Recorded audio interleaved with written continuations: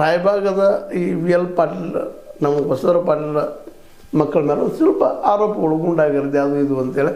ಹಾಗಾಗಿ ಆ ನೆಲೆಯಲ್ಲೇ ಮತ್ತೊಂದು ಶುಗರ್ ಫ್ಯಾಕ್ಟ್ರಿ ಬಂದಿರೋದು ಸ್ವಲ್ಪ ಸರಿಯಾದ ಅಭಿಪ್ರಾಯ ಇಲ್ಲದಕ್ಕಾಗಿ ಇಲ್ಲಿಯ ಲಿಂಗಾಯತರು ಮತ್ತು ಇನ್ನುಳಿದ ಸಮುದಾಯದವ್ರು ಹೆಲ್ಪ್ ಮಾಡ್ಬೋದಾ, ಅವ್ರ ಬೆನ್ನಿಗೆ ನಿಲ್ಲಬೋದಾ ಅನ್ನುವಂಥ ಒಂದು ಪ್ರಶ್ನೆಗಳಿದ್ದಾವೆ. ಈ 3 ಜನರು. ಇನ್ನು ಉಳಿದ್ರೆ ಯಾರಪ್ಪ ಅಂತಂದ್ರೆ ಉಳಿದವರು ನಮ್ಮ ಈರಣ್ಣ ಕಡಾಡಿಯವರು. ಅವರು ಈ ಸಲ ಪ್ರಬಲ ಸ್ಪರ್ಧೆ ಆಗ್ಬೋದಾ ಬಾಲಚಂದ್ರ ಜಾರಕಿಹೊಳಿ ಅವರಿಗೆ? ಅವರು ಚಡ್ಪಡಿಸ್ತಾ ಇದ್ದಾರೆ, ಓಡಾಡ್ತಾ ಇದ್ದಾರೆ, ಮಾಡ್ತಾ ಇದ್ದಾರೆ, ನಾನು ಮಾಡಬಹುದು ಈ ಸಲ ಅಂತ. ಯಾಕಂದ್ರೆ ಅವ್ರದ್ದು ರಾಜ್ಯಸಭಾ ಸದಸ್ಯತ್ವ ಮುಗಿಲಿಕ್ಕೆ ಬಂದ. ಆದರೆ ಇಬ್ಬರು ಬಿ ಜೆ ಪಿಗರಲ್ರಿ. ಮತ್ತು ಅದರಲ್ಲೂ ಈರಣ್ಣ ಕಡಾಡಿಯವರು ಬಿ ಜೆ ಪಿ ಬಿಟ್ಟು ಮತ್ತೊಂದು ಪಕ್ಷದಿಂದ ಹೋರಾಟ ಮಾಡೋರಲ್ಲ ಅಥವಾ ಇಲೆಕ್ಷನ್ ಇಲ್ಲವರಲ್ಲ. ಅತ್ಯಂತ ಕಟ್ಟರ್ ಬಿ ಜೆ ಪಿ ವಾಲ. ಹೀಗಾಗಿ ಈರಣ್ಣ ಕಡಾಡಿ ಅವ್ರ ಬಗ್ಗೆ ಒಂದು ಅಭಿಪ್ರಾಯದ ಸದಭಿಪ್ರಾಯ ಈ ಒಂದು ಮೂಡಲಿ ಭಾಗದಲ್ಲಿ ಅರಬಾವಿ ಭಾಗದಲ್ಲಿ ಅದ.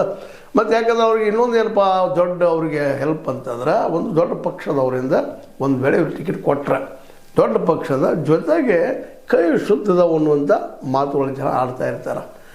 ಆದರೆ ಇದು ಎಷ್ಟು ಮಟ್ಟಿಗೆ ಅವ್ರಿಗೆ ಟಿಕೆಟ್ ಸಿಗ್ತದೆ ಅನ್ನೋದು ಮುಖ್ಯ ಈಗ ಆಗಿರ್ತದೆ. ಯಾಕಂದ್ರೆ ಕತ್ತಿ ಅವ್ರಿಗೆ ಈರಣ್ಣ ಕಡಾಡಿ ಅವ್ರ ಮೇಲೆ ಒಂದು ಕಣ್ಣದ, ಇವ್ರು ನಿಲ್ಲಿಸಿ ಯಾಕೆ ಗೆಲ್ಲಿಸಬಾರ್ದು ಅಂತೇಳಿ ಒಂದಿಷ್ಟು ಮಾತುಗಳು ಕೇಳಿ ಬರ್ತಾ ಇದ್ದಾವೆ.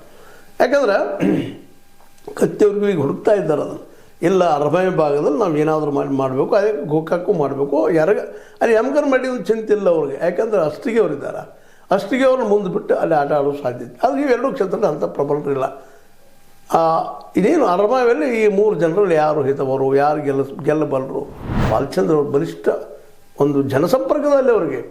ಬಾಲಚಂದ್ರ ಅವರು ಅಲ್ಲಿ ಸತ್ತವ್ರದ್ದು ಇರ್ಬೋದು, ಹುಟ್ಟಿದವ್ರು ಇರ್ಬೋದು, ಮದುವೆ ಇರ್ಬೋದು, ಮುಂಜಿರ್ಬೋದು, ಎಲ್ಲರಿಗೂ ಹೋಗಿ ಭೇಟಿ ಆಗ್ತಾ ಇರ್ತಾರೆ. ಅವ್ರಲ್ಲೊಂದು ಒಳ್ಳೆಯ ಗುಣ, ಸಾಕಷ್ಟು ಮಂದಿಗೆ ಹೆಲ್ಪ್ ಮಾಡ್ತಾ ಇರ್ತಾರೆ. ಅದ್ರ ಜೊತೆ ತಮ್ಮನ ಮಗನೂ ತಂದಿದ್ದಾರೆ, ಸರ್ವೋತ್ತಮನ